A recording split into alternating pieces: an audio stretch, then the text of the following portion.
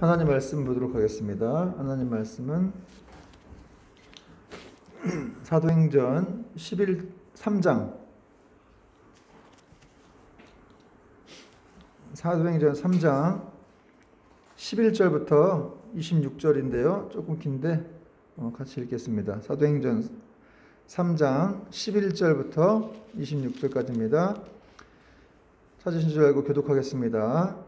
11절 나은 사람이 베드로와 요한을 붙잡으니 모든 백성이 크게 놀라며 달려나아가 솔로몬의 행각이라 불리우는 행각에 모이거늘 베드로가 이것을 보고 스미게 말하되 이스라엘 사람들아 이 일을 왜 놀랍게 여기느냐 우리 개인의 권능과 경건으로 사람을 걷게 한 것처럼 우리를 주목하느냐 아브라함과 이삭과 야곱의 하나님 곧 우리 조상의 하나님이 그의 종 예수를 영화롭게 하셨느니라 너희가 그를 넘겨주고 빌라도가 놓아주기로 결의한 것을 너희가 그 앞에서 거부하였으니 너희가 거룩하고 의로운 일을 거부하고 도리어 살인한 사람을 놓아주기를 구하여 생명의 주를 죽였도다. 그러나 하나님이 죽은 자 가운데서 그를 살리셨으니 우리가 이 일의 증인이라. 그 이름을 믿음으로 그 이름이 너희가 보고하는 이 사람을 성하게 하였나니 예수를 한 믿음이 너희 모든 사람 앞에서 이같이 완전하게 납게 하였느니라. 형제들아 너희가 알지 못하여서 그리하였으며 너희 관리들도 그리한 줄 아노라. 그러나 하나님이 모든 선지자 입을 통하여 자기의 그리스도께서 고난 받으실 일을 미리 알게 하신 것을 이와 같이 이루셨느니라. 그러므로 너희가 회개하고 돌이켜 너희 죄 없이 함을 받으라. 이같이 하면 새롭게 되는 날이 주 앞으로부터 이를 것이요 또 주께서 너희를 위하여 예정하신 그리스도 예수를 보내시리니 하나님이 영원 전부터 거룩한 선지자들의 입을 통하여 말씀하신 바 만물을 회복하실 때까지는 하늘이 마땅히 그를 받아들이라. 모세가 말하되 주 하나님이 너희를 위하여 그 가운데서 같은 선지자 하나를 세울 것이니 너희가 무엇이든지 그의 모든 말을 들을 것이라. 누구든지 그 선지자의 말을 듣지 아니하는 자는 백성 중에서 멸망받으리라 하였고 또한 사무엘 때로부터 이어 말한 모든 선지자도 이때를 가리켜 말하느니라. 너희는 선지자들의 자손이요 또 하나님이 너희 조상과 더불어 세우신 언약의 자손이라. 아브라함에게 이르시기를 땅 위의 모든 족속이 너의 씨로 말미암아 복을 받으리라 하셨으니 하나님이 그 종을 세워 복 주시려고 너희에게 먼저 보내사 너희로 하여금 돌이켜 각각 그 악함을 버리게 하셨느니라. 아멘. 네, 좀 길었죠. 그렇지만 성경을 우리가 많이 읽어야 되기 때문에 정말 오늘도 이렇게 좀 길었지만 다 읽었습니다. 오늘도 다음 교회를 또 함께 예배드리는 여러분들을 환영하고 축복합니다. 우리 옆 사람에게 또 이렇게 눈빛으로나마 인사하겠습니다. 반갑습니다. 환영합니다. 오늘 말씀 제목은 하나님이 그 종을 세워 복 주시려고 하나님이 그 종을 세워 복 주시려고 26절에 나와 있는 구절인데요. 25절에 나와 있는 구절인데요. 지난주 우리가 살펴보았던 내용은 무엇입니까? 이 베드로와 요한, 성령 충만한 베드로와 요한이 성전으로 뭐하러 올라갔죠? 기도하러 올라갔어요. 그렇죠? 제9시 기도 시간에. 그들은 늘 기도하는 시간이 있었습니다. 이렇게 기도하러 올라갔다가 성전 미문에 앉아있던 한 안진뱅이를 일으키는 그런 사건을 우리가 지난주 살펴보았죠. 이 안진뱅이는 나면서부터 못 걷게 된 자로서 무려 몇십 년을 이렇게 앉아있었다 그랬죠? 못 일어났다 그랬죠? 40년을 40세가 될 때까지 못 일어났습니다. 아무도 이 사람한테 관심을 갖지 않았어요.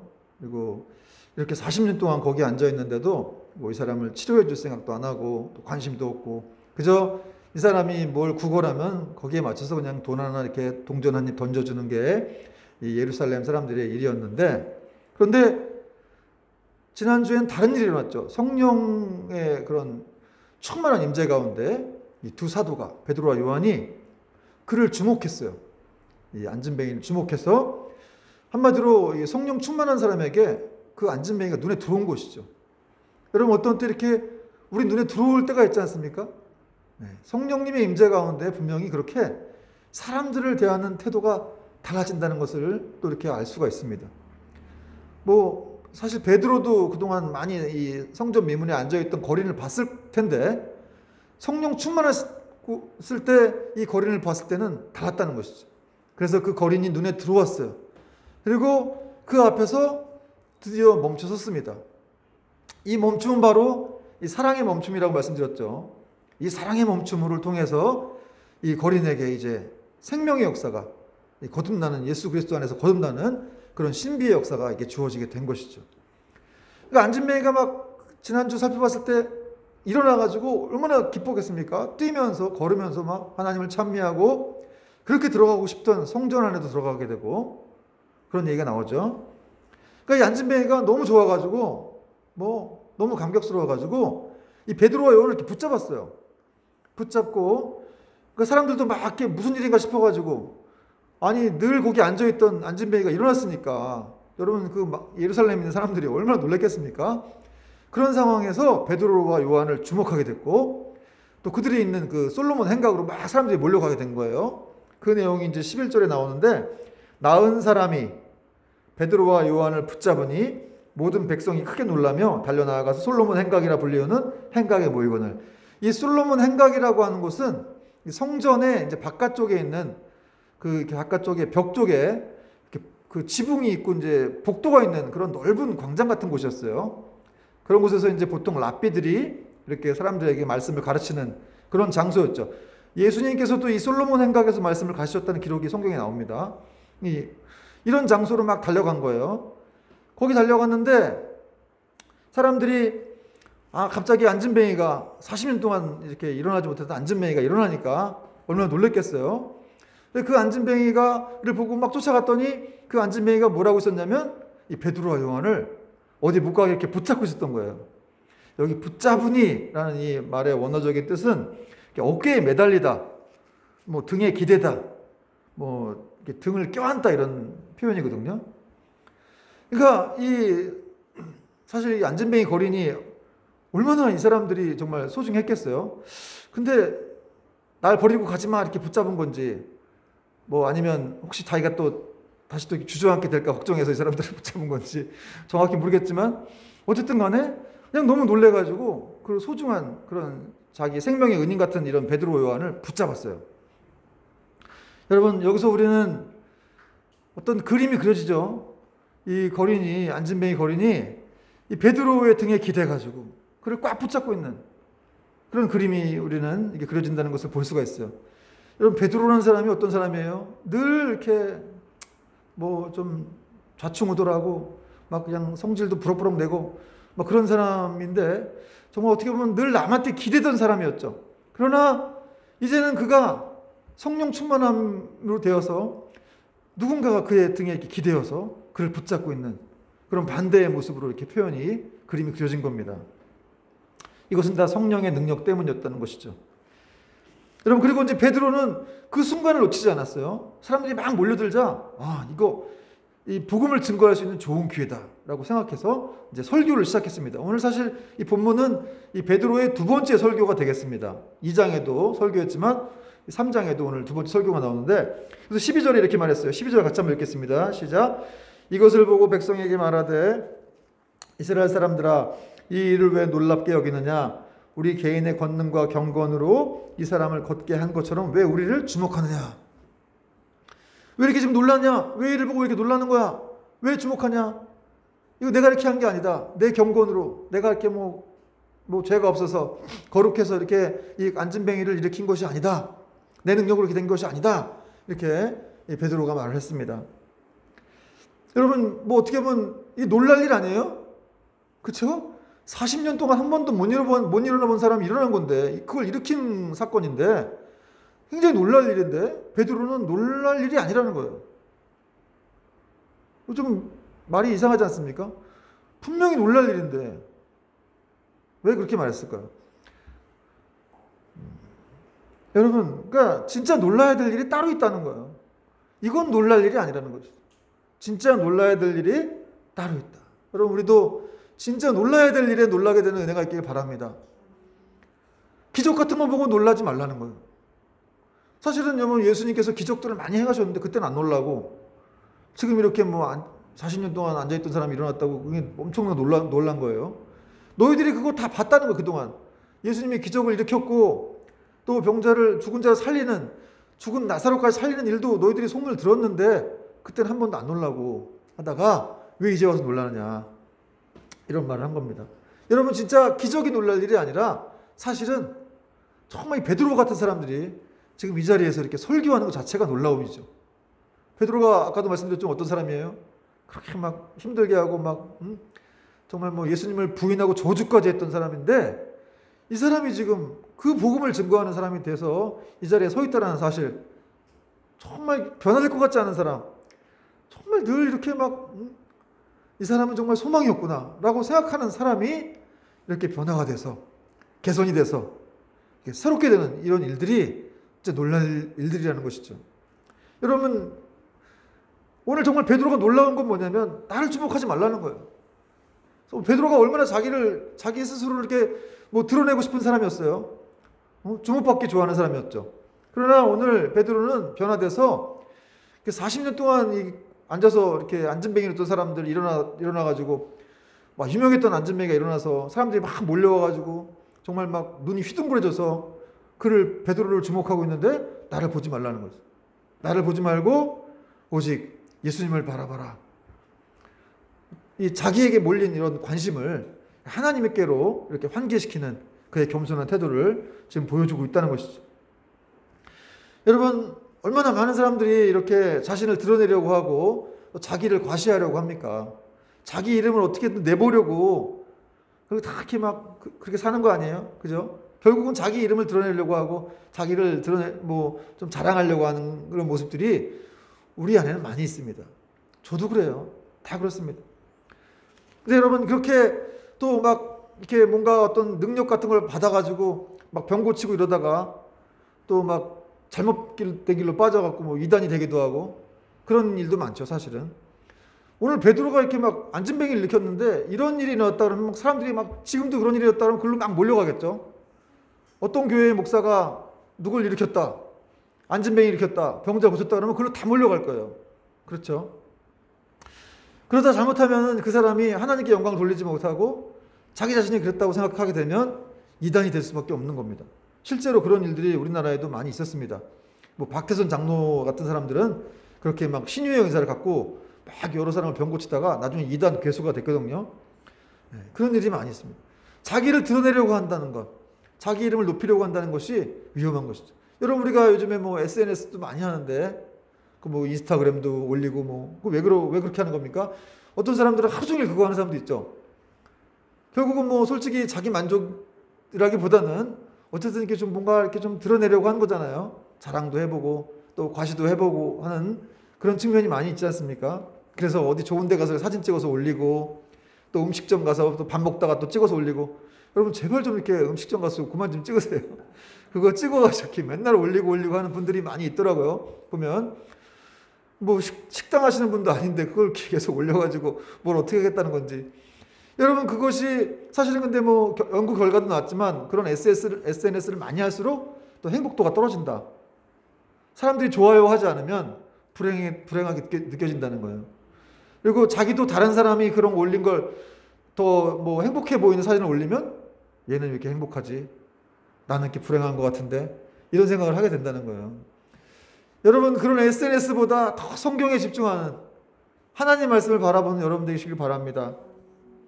오늘 베드로가 이렇게 자신에게 몰려온 관심 이런 것들을 드러내려고 하지 않고 그냥 마치 잘못하면 자기를 신처럼 대하려고 하는 그런 상황에서 예수님께로 그 집중을 돌린 거예요.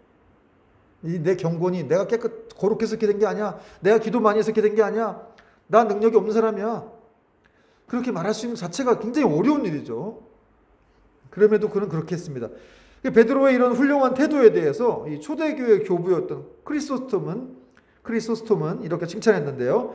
베드로가 구하는 바가 무엇이며 그가 자신에 대한 명예를 거절한 자태를 보라. 멋진 표현을 썼어요. 명예를 거절한 자태를 보라 이거예요. 정말 이 기적으로부터 오는 그 명예를 포기했다는 것이죠.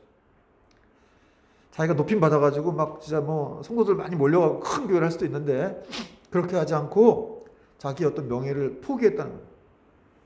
여러분 오늘날 한국교회에도 뭐 대단한 설교가들이 많지 않습니까? 탁월한 재능을 받아서 설교 잘하시는 분도 많고 또 뭐 믿음의 은사를 받아가지고 이렇게 병 고치는 그런 분들도 있을 거예요. 사실은 그런 것들이 하늘로부터 와서 그런 능력을 받았다면 이건 축복된 일이죠. 그러나 그분들을 그걸 더 빛나게 하는 것은 예수님이나 베드로처럼 그 자신의 설교를 듣는 사람들, 그 청중들로 하여금 자기를 집중하게 하지 말고 예수님을 바라보게 하는 것. 예수님께로 포커스를 맞추게 하는 것. 여러분, 제가 지금 설교를 하지만 이 설교를 통해서 제가 포커스가 맞춰지면 안 되겠죠. 우리나라 사람들은 대부분 어떤 목사님 설교가 좋더라. 뭐 누가 잘하더라. 뭐 그래서 그렇게 몰려가고 그런 경향이 많이 있는데, 사실은 그렇다 할지라도 결국은 그분도 그 영광을 하나님께 돌려야만 그것이 진정으로 빛나는 일이 된다는 사실입니다. 여러분, 인도의 사도 바울이라고 했던 선다싱이라고 하는 사람이 전 세계를 다니면서 1910년도에 있던 사람인데, 인도의 사도 바울이라고 하는 유명한 사람이에요. 이 사람은 예수님 나와보라고 해가지고 안 나오면 내가 철길에 가서 죽겠다고 하고 철길에 갔다가 정말 이렇게 예수님을 만난 사람이거든요. 예수님이 이렇게 나타나셨어요. 그래서 이 사람이 놀래가지고 왜 나타나셨냐 했더니 네가 나타나라고 하지 않았냐. 그래가지고 이 선다싱이라는 사람이 정말 그때 자기 집이 다 이렇게 시크 교도들인데 아버지, 자기 다 회심하고 이제 그리스도인의 집안이 됩니다. 그리고 이제 이 사람을 통해서 인도에 많은 복음화가 일어나는데 전 세계를 다니면서 복음을 증거했어요. 근데 귀한 메시지를 증거하니까 전 세계 사람들이 놀래가지고 어떻게 이런 메시지를 증거할 수가 있느냐 그랬더니 이 선다싱이라는 분이 이런 말 했어요. 내가 이렇게 주목을 받을 수 있는, 내가 그런 메시지를 던질 수 있는 이유는 내가 예수님을 태우고 있는 나는 나귀이기 때문이다. 이런 말을 했어요. 유명한 말인데요. 나는 나귀라는 거예요. 내가 예수님을 태우고 있기 때문에 나는 주목을 받고 있다는 거예요. 내가 그런 메시지를 던질 수가 있고 내가 사람들에게 인기를 받는 이유는 내가 예수님을 태우고 있는 나귀이기 때문이다. 여러분, 우리 모두는 다 나귀라는 거예요. 사실은 우리가 은혜를 입을 때도 있고 또 높임을 받을 때도 있는데, 그런 이유는 다 예수님을 우리가 이렇게 등에 태우고 있기 때문이죠. 우리가 나귀로서 역할을 잘 감당하기 때문에 예수님께서 이렇게 높여주시는 것이지 결코 우리의 능력으로 인해서 그렇게 높아지는 것은 아닙니다. 그러므로 결코 여러분 사람을 주목해서는 안 되고, 사람에게 어떤 유명한 스타 목사에게 또 돈 많고 힘 있는 사람에게 집중해서는 안 됩니다. 안 되고 오직 우리는 예수님께만 초점을 맞추고 그분께만 집중하는 인생을 살아야 될 줄로 믿습니다. 이제 베드로는 이스라엘 백성들에게 본격적인 설교를 하는데요. 13절 말씀 보니까 이렇게 설교합니다. 아브라함과 이삭과 야곱의 하나님 곧 우리 조상의 하나님이 그의 종 예수를 영화롭게 하셨느니라. 너희가 그를 넘겨주고 빌라도가 놓아주기로 결의한 것을 너희가 그 앞에서 거부하였으니. 베드로는 먼저 뭐라고 말하고 있습니까? 하나님께서 그의 종 예수를 영화롭게 하셨다. 예수님께서 십자가 못 박혀 죽으시고 승천하신 다음에 하나님 보좌 우편에 앉으셨잖아요. 그에게 영광을 주신 거죠. 그리고 모든 무릎이 예수님 앞에 꿇게 하셨어요. 그런 말들을 이제 하는 거예요. 그렇게 하나님이 예수님을 영화롭게 하셨다. 그러면서 이 하나님에 대한 호칭으로 베드로가 역사적으로 중요한 인물들을 3명을 들었어요. 아브라함과 이삭과 야곱의 하나님. 그 하나님이 이렇게 말을 했던 거예요. 왜 그런 역사적으로 중요한 인물들을 들었습니까? 바로 이 아브라함과 이삭과 이 야곱, 이 하나님이라는 것은 이 예수님이 역사성을 가진 인물이라는 걸 강조하는 거예요. 왜냐하면 그 하나님이 보내신 분이 바로 이 메시아, 너희들이 그렇게 죽였던 그 메시아가 바로 이렇게 아브라함과 이삭과 야곱에게 이 언약을 맺었던 그 하나님이 보내신 그분이기 때문이다. 이렇게 말을 한 겁니다. 무슨 말인지 알겠죠? 그래서 이 언약을 신실하게 이루시는 분이라는 건데, 아브라함과 이삭과 야곱의 하나님은 언약을 잊지 않고 신실하게 지켜가시는 분인데, 그렇게 아브라함과 언약을 맺었던 하나님이 약속대로 그의 씨로 이렇게 메시아를 보내서 너희들을 구원하려고 했던 것이다. 이런 말을 지금 하고 있는 겁니다. 그런데 14절과 15절 보니까 그런데 그런 분을 너희가 거부하고 죽였다. 그리고 도리어 살인한 바라바를 내어주었다. 이렇게 말하고 있죠. 14절과 15절 말씀 같이 한번 읽겠습니다. 시작. 너희가 거룩하고 의로운 일을 거부하고 도리어 살인한 사람을 놓아주기를 구하여 생명의 주를 죽였도다. 그러나 하나님이 죽은 자 가운데에서 그를 살리셨으니 우리가 이 일의 증인이라. 한마디로 베드로가 너희는 유죄야. 너희가 바로 십자가에서 예수님을 죽인 사람들이다. 이렇게 말했다는 것이죠. 사실 여러분 이 당시에 이런 설교를 한다는 건 굉장히 위험한 거예요. 이 정부를 비판하고 로마 정권을 비판한 거고 또 이 헤롯이라든지 이런 사람들을 다 이렇게 정죄를 한 건데 이 잘못 말하면 그냥 끌려가서 죽는 건데 베드로가 성령 충만한 가운데 이런 설교를 한 거예요. 저도 여러분 이렇게 죽음을 두려워하지 않는 설교를 할 수 있는 사람이 될 수 있기를 제가 기도하고 있습니다. 이 설교자가 정말 할 말을 해야 되겠죠. 이 하나님의 관점에서 그분이 원하시는 말씀을 해야 돼요. 성도들이 두려워서 말 못하고 이런 시대도 있는데 사람도 있는데 어쨌든 우리나라 귀한 목사님들은 잘 말씀을 증거할 좀 있는데 이렇게 베드로처럼 오늘 설교를 보면서 정말 너희들이 이 예수님을 십자가에 못 박았다는 것이죠. 오히려 생명의 주를 죽이고 도리어 살인한 사람 바라바를 내줬다는 거예요. 그를 놓아주기를 구했다는 것이죠. 여러분 생명의 주는 여기 생명은 히브리어 그 헬라어로 원어로 조에라 그러는데 영원한 생명을 말하는 겁니다. 그러니까 영원한 생명을 가지신 분을 어떻게 죽여요? 죽일 수도 없지만 그렇게 지금 사도 바울이 베드로가 표현한 거예요. 이 생명의 주를 너희가 죽였다는 거예요. 그러나 이 영원한 생명 가지신 분이시기에 하나님은 그를 다시 살리셨다는 것이죠. 여러분 우리도 다시 살아날 줄 믿으시기 바랍니다. 예수님께서 부활하셨기 때문에 우리도 부활한 거예요. 그렇죠? 우리에게는 영원한 생명이 있습니다. 조회. 생명의 주를 죽였지만 하나님은 다시 살리셨다는 거예요. 그러므로 우리가 너희는 이 일을 목격한 증인이다. 이런 말씀을 지금 하고 있죠. 증인이다. 우리도 증인이라는 것이죠. 여러분 우리가 바로 이 생명을 경험한 증인이에요. 2000년 전에 없었다 할지라도 지금 우리는 예수 그리스도를 믿고 있지 않습니까? 그렇다면 우리는 증인이라는 것이죠. 보통 사람이 아니라 증인이라는 그 예수님을 십자가에 못 박히게 하고 다시 또 그분이 죽으시고 부활하시고 이 모든 승천하셨던 그런 일까지 우리가 다 보진 못했지만 우리가 믿음으로 그것을 알고 있는 증인이다. 그러므로 여러분 우리 안에는 생명의 증거가 나타나고 있는 것이죠. 생명의 증거. 물론 영원한 생명이 우리가 가지고 있고 또 생명의 증거가 무엇입니까? 이제는 정말 이 믿는 사람으로서의 어떤 그런 모습들이 우리 안에 나타나는 것이죠. 물론 아직 이 공사 중인 과정이 있기 때문에 여전히 연약한 부분이 많이 있지만 그러나 이 생명의 증거가 우리 안에 있다는 거예요. 이것이 많이 변화되는 사람, 막 이렇게 막 성장하는 과정이 보이는 사람도 있죠.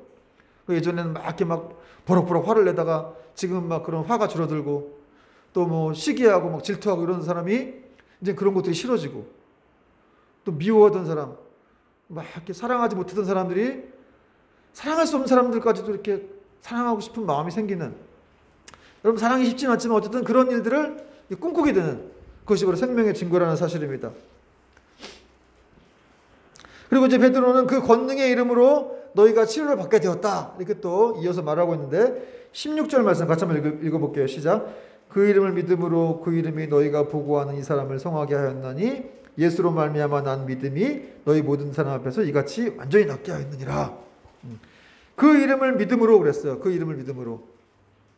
여기 이름을 강조했는데 여러분 이 베드로가 그 이름을 믿음으로 그 안전뱅이가 낫게 되었다 이런 말을 한 건데 여러분 이름은 고대 세계에서 이름은 어떤 호칭 정도가 아니죠. 그 사람이 가진 능력과 어떤 인품, 성격, 성품 이런 것들을 존재 자체를 다 의미하는 거예요. 그러니까 예수님의 이름을 믿었다는 것은 예수님의 가지고 계신 그 인격과 또 능력과 존재 자체를 다 믿었다. 그런 말을 하고 있는 겁니다. 그럼 누가 믿었느냐? 여기서 좀 신학적인 이견이 있는데 어쨌든 뭐 성령께서 이 안진뱅에게도 짧은 약간의 어떤 믿음을 주셨을 수 있고 그러나 이 믿음은 베드로의 믿음이라고 볼 수가 있습니다. 베드로가 성령 충만한 가운데 예수님의 그 이름을 믿었다라고 말씀할 수 있는 것이죠. 그리고 여기 믿음으로라는 말은 오늘 이 믿음으로라는 말에서 이 믿음의 정의가 나오고 있는데 이게 이제 원어적인 뜻을 보면은 믿음의 근거하여 이런 뜻이에요. 누구 믿음의 근거하여? 이 안진뱅이의 믿음도 약간 있었겠지만 또 베드로의 믿음보다는 어떤 예수 그리스도의 그 믿음의 근거하여 이 사람이 일어나게 됐다는 거예요. 그러므로 믿음이 내가 생각하는 믿음이 아니라는 거예요. 내가 가지고 있는 믿음. 내가 뭐 이렇게 많은 사람들이 여러분 자기가 가지고 있는 믿음 갖고 생활을 하지 않습니까? 신앙생활을 하고 있거든요. 그래서 뭐가 안 되면 낙심하게 되고 슬퍼하게 되고 그렇습니다. 그리고 또 이제 뭐 지극정성을 또 믿음으로 생각하는 사람도 있죠. 그래서 막 뭐 지성이면 감천이라고 진짜 막 한번 뭐 40일 금식기도 한번 해볼까? 뭐 100일 작정기도 한번 해볼까? 뭐 이런 생각들을 하죠. 그런 것들이 사실은 믿음이 아니라는 거예요. 물론 하나님께서 그런 마음을 주셔가지고 할 때가 있지만, 그러나 그렇게 막 열심을 내가지고 어떤 믿음의 결과가 안 나오면 낙심을 해버리고 하나님은 나빠 막 그러면서 여기저기 다니면서 막 하나님 나쁘시다고 관쟁하고 다니고 그런 일이 있을 수가 있다는 것이죠. 그리고 또 다른 사람의 뭐 연약한 믿음을 또 정죄할 수가 있고 그럴 수가 있기 때문에 여러분, 믿음은 나에게서 생기는 것, 내가 가지고 있는 믿음이 진짜 중요한 믿음이 아니고, 이 믿음이라고 하는 것은 그리스도께로부터 그분께로 말미암는 그 믿음이라는 것을 우리가 알아야 한다는 것이죠. 그 믿음으로 안진매가 일어난 거예요. 그 믿음에 근거하여 안진매가 일어나게 되었다라고 말씀하고 있는 것입니다. 그러므로 여러분, 우리도 정말 제대로 믿으려면 우리의 믿음이 예수님께 근거하고 있다는 것을 사실을 알아야 돼요. 내 믿음이 아니라 자꾸 내 믿음만 의지하다가 낙심하지 마시고, 여러분 믿음을 뭐 여러분이 혼자 생겼어요? 그분이 주신 거잖아요. 하나님의 선물이라고 말씀하고 있습니다. 믿음은. 그래서 그 믿음이라는 것이 어떤 때 나는 계속 그걸 유지할 수가 없어요. 실력이 없기 때문에. 어떤 때 낙심하기도 했다가 뭐 그냥 또 좋기도 했다가 막 그런 왔다 갔다. 천국과 지옥을 맨날 경험하잖아요. 맨날 하루에도 몇 번씩. 그러나 믿음은 그리스도께 근거한 것이기 때문에 우리의 인간적인 감정 상태와는 아무 상관이 없다는 거예요. 그렇게 지금 성경은 말씀하고 있는 겁니다. 여러분, 우리가 기도 많이 해서 구원받은 게 아님을 믿으시기 바랍니다. 새벽 기도 많이 하고 철야 기도 많이 해서 우리가 구원받은 게 아니라 하나님의 은혜로, 그냥 그분의 그 긍휼과 사랑으로 우리가 놀라운 구원을 받았어요. 그래서 이제 베드로는 그들도 은총을 구할 수 있다는 이런 희망을 주는데 17절과 18절 같이 한번 읽어보겠습니다. 시작. 형제들아, 너희가 알지 못하여서 그리하였으며 너희 관리들도 그리한 줄 아노라. 그러나 하나님이 모든 선지자의 입을 통하여 자기의 그리스도께서 고난받으실 일을 미리 알게 하신 것을 이와 같이 이루셨느니라. 여러분, 이게 무슨 말씀인지 알겠어요? 너희가 알지 못해서 그랬다는 거예요. 어떤 보면 이 사람들 죄책감을 좀 덜어주고 있죠. 사실은 그 예수님을 십자가 못 박을 때 정말 의도적으로 악의적으로 예수님을 죽이고자 했던 사람도 있었겠지만, 그러나 대부분은 막 그 대세에 의해서, 군중 심리에 의해서 같이 못 박아라 막 이렇게 얘기했다는 거예요. 너희가 알지 못해서 그랬다. 여러분, 군중 심리라고 하는 게 굉장히 무섭다는 것을 알 수가 있죠. 그리고 18절에 보니까 참 놀라운 말씀인데요. 그러나 하나님이 모든 선지자들의 입을 통하여 자기의 그리스도께서 고난받으실 일을 미리 알게 하신 것을 이와 같이 이루셨느니라. 여러분, 선지자들을 통해서 하나님이 그리스도께서 고난받고 죽으실 것이다 라는 것을 예언하셨죠. 성경에 많이 예언되어 있습니다. 그런 것들을 그대로 이루셨다는 거예요. 하나님이. 너희가 그를 십자가에 못 박았지만 너희는 그것을 알지 못했다. 알지 못하고 그런 일을 했는데 하나님이 너희들을 그냥 도구로 사용하셨다는 거예요. 너희들은 그냥 도구였을 뿐이다. 원래 예수님은 십자가에 못 박히고 죽으셔야 했다. 그러나 그것을 너희가 좀 도왔을 뿐이다. 이런 얘기를 한 거예요. 그러니까 이 사람 좀 죄책감이 좀 덜어졌겠죠. 어쨌든 여러분, 베드로 자체도 예전에 예수님을 부인하고 저주까지 했었기 때문에, 자기도 그런 이제 일이 있었기 때문에 더욱더 자기도 알지 못해서 그랬죠. 그 전에는. 그러니까 너희도 알지 못해서 그랬다. 이렇게 베드로의 어떤 사랑으로서 그렇게 이제 그런 사람들에게 말을 해준 거죠. 여러분, 이 말씀 통해서 우리는 정말 이렇게 더 좋아지기를 바라는 사람들에게 우리도 최선을 다해야 한다는 것을 우리도 가르쳐 주고 있습니다. 뭐 그냥 나쁜 사람들하고 다 정죄할 것이 아니라 그 사람들도 좋아질 수 있도록 우리도 계속해서 그 사람들에게 어떤 최선을 다해야 한다는 것이죠. 그러므로 여러분, 우리가 어떤 상황에 놓인다 할지라도 하나님은 그 약속하신 대로 그 말씀을 이루시는 분임을 우리가 믿어야 됩니다. 사실 이 사람들이 잘 몰라서 이렇게 십자가에 못 박으라고 시켰지만, 그러나 어쨌든 그 하나님이 그 성경에 기록된 대로 그렇게 이루신 것이거든요. 결과적으로 결국 하나님 뜻이 이루어진 거예요. 결국 이 예수님께서는 그렇게 이 고난과 죽음이 이 죄 사함을 위한 것이었기 때문에, 그분이 죽으셔야만 모든 인류가 구원을 받을 수가 있었기 때문에 결국은 예수님은 죽으신 거고, 지금 이제 와서야 이 십자가 사건은 이 이스라엘 백성들에게 소망을 주는 아주 근거가 되는 그런 은총의 근거가 되는 일이었다는 사실입니다. 그래서 이제 베드로는 그들에게 그럼 거기서 그냥 가만히 있어 이렇게 얘기하지 않고 그럼 너희가 그리스도인이 돼야 된다 이런 말을 하고 있는데요. 19절 말씀 보니까 그러므로 너희가 회개하고 돌이켜 너희 죄 없이 함을 받으라. 이같이 하면 새롭게 되는 날이 주 앞으로부터 이를 것이요. 여러분 그리스도인 되기 위한 첫 번째 가장 이 방법이 무엇입니까? 꼭 해야 할 일, 그것은 바로 회개하는 것이죠. 회개는 회개하여 이 죄상을 받는 것인데 회개는 돌이키는 거예요. 그렇죠? 그래서 이 다른 방향으로 걸어가는 것, 그리고 완전히 죄로부터 완전히 돌아서는 것이 바로 회개라고 할 수 있습니다. 여러분 근데 우리가 회개하면 하나님께서 뭐라고 하셨어요? 그 죄를 다 기억하지 않고 다 도말하시겠다, 없애겠다 이런 말씀하셨죠. 여러분 혹시 이렇게 예전에 그 연필 끝에 이렇게 지우개가 달린 그런 연필을 사용하신 분들 있으시죠? 저도 그런 거 많이 사용했는데 저는 그 연필 사용하면서 참 기분이 좋았던 것 같아요. 왜냐하면 제가 틀려도 지워버리면 되니까. 그렇죠? 연필 끝에 지우개 달려 있어서. 근데 요즘에는 그런 연필이 많이 없는 것 같은데 예전에는 그런 게 많았어요. 그래서 연필 끝에 지우개로 다 지워버리고. 여러분 하나님이 우리의 죄를 우리가 잘못 쓰면 그거 다 지우시는 거예요. 하나님의 지우개로 다 지우시는 거예요. 우리가 회개할 때 그 하나님의 지우개로 다 지우시고 그러면 어떻게 하면 됩니까? 그 깨끗하게 된 종이에 다시 쓰면 되는 거예요. 여러분 이것이 바로 하나님이 우리에게 주신 선물이에요. 우린 다시 할 수 없어, 다시 시작할 수 없어라고 생각하고 말하지만 그럼 하나님은 말씀하세요. 아니야, 다시 쓰면 돼, 같이 지우면 돼. 너의 죄를 내가 다 지워줄게. 너를 정죄하는 그 죄를 내가 다 지울 거야. 이것이 바로 회개입니다. 여러분 이 회개는 기독교에만 있는 거예요. 그래서 우리가 정말 회개할 때 하나님께서 우리 기뻐하시고 하나님과 관계 회복이 이루어지는 것이거든요. 그 영적인 깊이가 더 깊은 사람일수록 회개의 깊이도 깊어지는 것이죠. 여러분 어떤 건 사실 우리가 무슨 죄를 저질렀는지도 모를 때가 있어요. 그렇잖아요. 그리고 천국 가는 거예요. 근데 하나님 그걸 다 용서하시고 다 기억 안 하시는 거죠. 그러니까 여러분 정말 우리를 볼 때마다 자주 회개하고 그리스도를 볼 때마다 기뻐하라. 이런 에이든 토조라는 어떤 이 선지자적인 설교를 하시는 분이 말씀하신 건데 우리를 볼 때마다 자주 회개하고 그리스도를 볼 때마다 기뻐하라. 그러니까 뭐 여러분 맨날 회개하라는 얘기는 아니고 돌아볼 일이 있을 때 자신들을 돌아보고 회개할 것을 회개하라는 거예요. 그만큼 현대인들이 많이 회개하지 않을 수도 있습니다. 그리고 오늘 19절에도 보니까 이 죄사함의 결과로 새롭게 되는 날이 이르게 된다 이렇게 말씀하고 있는데 19절에 뭐라고 되어 있어요? 그러므로 너희가 회개하고 돌이켜 너희 죄 없이 함을 받으라. 이같이 하면 새롭게 되는 날이 주 앞으로부터 이를 것이요. 이 새롭게 되는 날, 영적인 새롭게 되는 것을 말하는 것이거든요.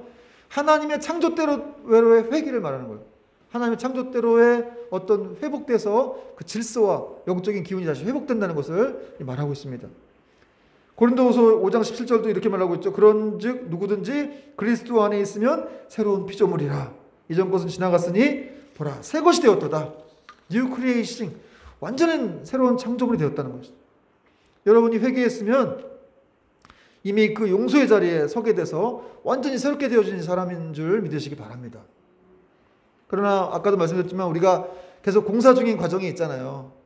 그렇기 때문에 우리는 또 회개할 일이 좀 있죠. 사실 저도 그렇습니다. 전 목사지만 정말 회개할 게 참 많은 것 같아요. 그래서 저도 기도할 때마다 회개 기도를 먼저 하고 이렇게 이제 기도를 할 때가 많은데 여러분은 어떠십니까? 회개할 일이 많이 없나요? 저만 나쁜 놈이군요.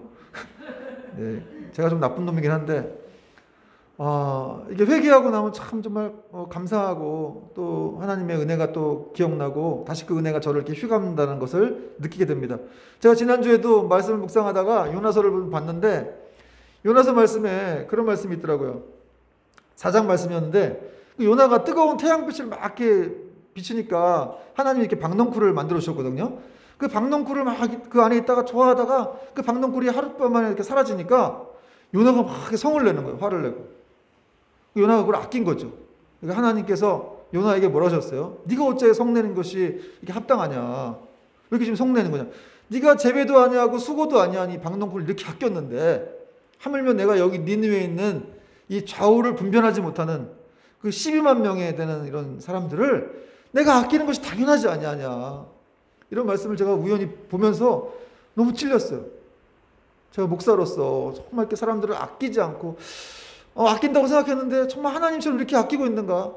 이렇게 한 영혼을 이렇게 사랑하고 있는가? 하는 마음이 너무 그런 마음이 없는 것 같아서 제가 너무 찔리고 저도 아끼는 게 있거든요.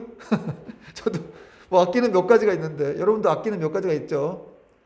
근데 그런 건 그렇게 아끼면서 하나님이 정말 아끼는 것들이 아니죠. 아끼는 사람들, 아끼는 이런 것을 저는 정말 이렇게 아끼고 있는가 하는 생각이 들어서 참 회개를 했습니다. 여러분 어떠십니까? 정말 여러분들도 아끼는 게 있을 텐데 그것을 그렇게 아끼고 있다면 하나님은 또 아끼는 게 있다는 거예요. 우리의 관점이 하나님의 관점으로 바뀔 수 있게 되기를 축원합니다. 여러분 이것이 진정한 신앙의 성장이고 정말 이렇게 될 때 그리고 또 우리가 하나님의 관점으로 생각해서 그분의 일을 할 때 하나님 우리한테 더 채워주시는 거예요. 더 하시리라. 그의 나라와 그의 의를 구할 때 내가 더 여러분과 우리 인생은 더 하는 거예요. 우리가 뭘 어떻게 해보려고 하는 게 아니라 하나님 우리에게 더 해주시는 거예요. 계속 얘가 이것도 필요하겠구나. 얘가 이것도 필요하겠구나. 알아서 또 계속 더 해주시는 거죠. 하나님 없는 인생은 내가 그 필요를 다 채워야 돼요. 그냥 하나님 아버지가 없으니까 걱정 근심 다 해야 돼요. 아버지 없으니까 내 인생 내 거니까 뭐 내 맘대로 하다가 내가 죽어야 되니까 먹고 사는 것도 걱정이고 다 걱정이죠. 그러나 하나님 아버지가 계신 분은 걱정하지 않습니다. 그분이 알아서 이렇게 더해주시니까 채워주는 게 아니라 더해주는 거예요. 그 있는 거 위에 다 더해준다니까요. 이렇게 더해주는 거. 그런 은혜를 체험할 수 있기를 바랍니다. 그리고 이제 베드로가 이 회개한 후에는 또 그리스도의 재림에 대한 위로도 갖게 된다고 말씀하고 있는데 20절, 21절 또 주께서 너희를 위하여 예정하신 그리스도 예수를 보내시리니. 여러분 예수님이 지금 저쪽 하늘에 올라가 계시죠. 그래서 지금 우리가 눈으로 볼 수는 없어요. 그러나 회개한 사람들에게 그리스도 예수가 마지막 때에 오시는 거예요. 그러나 마지막 때에 오시는 게 아니라 또 그 사람들과 지금도 그 그리스도 예수께서 성령으로 함께하고 계시죠. 여러분 우리도 지금 성령님이 함께하고 계시지만 그래서 예수 회개하면 예수님께서 늘 함께 하시고 어디든지 그분을 만날 수 있게 되는 것입니다. 그걸 지금 말하고 있어요. 그러니까 또 주께서 너희를 위하여 예정하신 그리스도 예수를 곧 보내시리니 하나님이 영원 전부터 거룩한 선지자들의 입을 통하여 말씀하신 바 만물을 회복하실 때까지는 하늘이 마땅히 그를 받아두리라. 아직 하늘에 계시다는 거예요. 그래서 아직 마지막 때에 오시는데 어쨌든 마지막 때에 멸망당하지 않고 이 회개하고 예수 그리스도를 영접하는 사람들은 그분의 은혜를 누리게 될 것이다. 영생을 소유하게 될 것이다. 이런 말을 하는 겁니다. 그리고 이제 베드로가 이 모세의 예언을 인용해서 이제 나 같은 선지자 하나를 위해서 이제 그가 올 것이다. 이런 말을 이제 22절에서 또 하고 또 그러면서 이제 그 분의 그 말을 들어야 된다. 이런 말을 또 23절에서 하고 있어요. 모세가 말하되 주 하나님이 너희를 위하여 너희 형제 가운데서 나 같은 선지자 하나를 세울 것이니 너희가 무엇이든지 그의 모든 말을 들을 것이라. 나 같은 선지자 모세가 했던 예언은 이 예수님을 말하는 것이죠. 그리고 누구든지 그 선지자의 말을 듣지 아니하는 자는 23절 백성 중에서 멸망당하리라. 한마디로 모세의 이 중요한 핵심, 말의 핵심은 예수 그리스도의 말을 들어야 한다는 것이죠. 그 말을 듣지 않으면 멸망당한다. 이런 걸 지금 또 베드로가 이 모세의 예언을 인용한 거예요. 그리고 마지막으로 이제 베드로가 이스라엘 백성들의 이런 소망들을 지금까지 말한 이 소망들을 구해야 하는 분명한 이유에 대해서 이제 25절과 26절에서 말씀하고 있습니다. 같이 한번 읽겠습니다. 시작. 너희는 선지자들의 자손이요 또 하나님이 너희 조상과 더불어 세우신 언약의 자손이라. 아브라함에게 이르시기를 땅 위의 모든 족속이 너의 씨로 말미암아 복을 받으리라 하셨으니 하나님이 그 종을 세워 복 주시려고 너에게 먼저 보내사 너희로 하여금 돌이켜 각각 그 악함을 버리게 하셨느니라. 여러분 25절에 보니까 너희는 선지자들의 자손이요 또 하나님이 너희 조상과 더불어 세우신 언약의 자손이라. 여러분 이게 무슨 말이에요? 하나님이 가장 사랑하시는 민족이 너희라는 거예요. 그래서 너희들에게는 언약이 있었고 그 선조 때부터 계속해서 하나님이 그들과 맺으신 그런 약속들이 있다는 것이죠. 그래서 아브라함을 택하셨잖아요. 그리고 그의 후손을 통해서 복을 받게 하리라. 그의 후손이 누가 옵니까? 예수 그리스도가 오시는 거죠. 아브라함에게 말씀하셨어요. 너를 저주하는 자는 내가 저주하고 너를 축복하는 자는 내가 축복할 것이다. 그런 말씀했습니다. 그리고 너는 복이 될지라 이렇게 말씀했습니다. 복을 받을 것이 아니라 복이 될지라. 여러분 아브라함이 복이라는 거예요. 그러므로 여러분 그분의 영적인 후손 우리도 복인 것이죠. 그러면 자꾸 복 받게 해달라고 뭐 기도할 필요가 없습니다. 우리가 복이기 때문에 그렇습니다. 여러분이 들어가는 곳마다 복이 임하는 거예요. 복이 흘러넘치는 거예요. 여러분 자꾸 집에만 있지 말고 돌아다니세요. 돌아다니고 사람 만나시고 만나야 돼요. 그래야 사람들에게 복이 흘러가죠. 그렇지 않아요? 코로나라고 자꾸 집에만 있다 보면은 그 복이 흘러넘침이 끊기는 거예요. 마스크 잘 쓰시고 밖에 나가서 사람들 만나시고 여기저기 가서 복을 흘러넘치게 하세요. 여러분이 그냥 말만 하면 다 복이 흘러넘치는 거예요. 특히 예수님을 증거할 때 더 큰 복이 흐르게 되는 줄 믿으시기 바랍니다. 그 말씀을 지금 하는 거예요. 그리고 오늘 26절의 말씀, 마지막 말씀에서 하나님이 그 종을 세워서 복 주시려고. 그 종이 누굽니까? 예수님. 예수님을 보내신 이유가 여기 나와요. 너희들에게 예수님 왜 보내셨느냐? 먼저 보냈죠. 이스라엘 땅에 2000년 전에. 복 주시려고. 진짜 복 주시려고. 복이 되게 하시려고 하나님이 예수 그리스도를 보내셨다는 거죠. 여러분 언제나 하나님은 예수님을 통해서만 복을 주시는 분이심을 믿으시기 바랍니다. 우리는 또 예수님을 통해서만 그분에게 복을 구할 수가 있다는 거예요. 그건 우리의 특권이죠. 예수님을 믿는 우리에게만 하나님이 허락한 특권이에요. 이 놀라운 은혜를 붙들고 있는 우리는 얼마나 행복한 사람입니까? 여러분 이러한 또 이 믿음으로 또 신앙으로 한 주간도 승리하는 저 여러분 되길 주님의 축원합니다. 찬양하겠습니다.